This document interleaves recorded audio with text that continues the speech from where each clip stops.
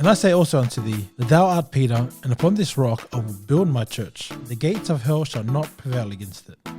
Is Peter the rock?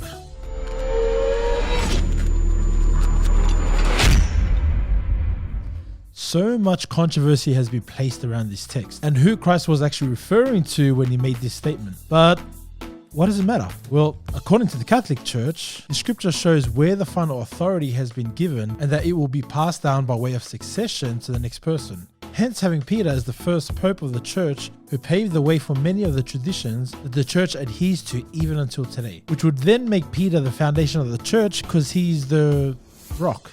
Let's take a close examination of the text to see if this is what Jesus actually meant. Firstly, we see here in verse 17 where Jesus is showing Peter that he is blessed because of the profession of Christ being the Son of the living God. But in verse 18, when Jesus says, "And I tell you, you are Peter, and on this rock I will build my church," this is where the divide becomes quite evident, because we know the rock that the church is built upon symbolizes foundation, something that is sturdy or unmovable. And here are just a few texts to relate to this concept. "There is none holy as the Lord, for there is none beside thee, neither is there any rock like our God. The Lord is my rock and my fortress and my deliverer, my God, my strength, in whom I will trust, my buckler and the horn of my salvation, and my high tower. He only is my rock and my salvation.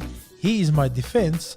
I shall not be greatly moved. And did all eat the same spiritual meat, and did all drink the same spiritual drink, for they drank of that spiritual rock that followed them, and that rock was Christ." And there are countless other texts that emphasize the point of God being our rock. And the reason why I share it is because sometimes we just look at the immediate verse and interpret it the way we see it without taking into consideration other texts that could possibly contradict our interpretation, which is where many people fall short in understanding. We also need to look at the last part of the text in verse 18 where it says, "And the gates of hell shall not prevail against it." There seems to be yet another mistake in the interpretation of Peter being the rock. Few moments later, Peter is called Satan and rebuked sharply. Then he goes on to deny Christ 3 times, and even after the ascension, he is rebuked quite heavily for his hypocrisy. Does that now show that the gates of hell prevailed?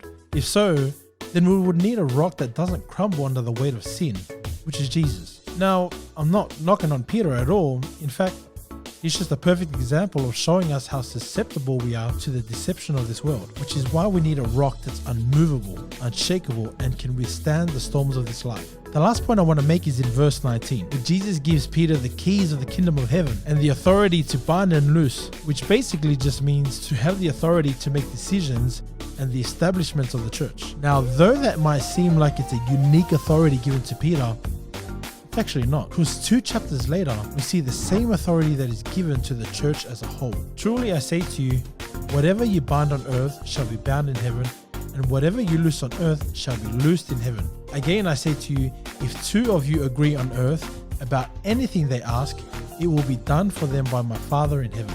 For where 2 or 3 are gathered in my name, there am I among them." So this shows us that this type of authority needed to be established between 2 or more people for it to be valid. The only reason why Jesus spoke to Peter in this manner was not to exalt him to a higher position than everyone else, but rather use him as an example of the authority you receive when you disconnect from your carnal mind and listen to what the Spirit has to say.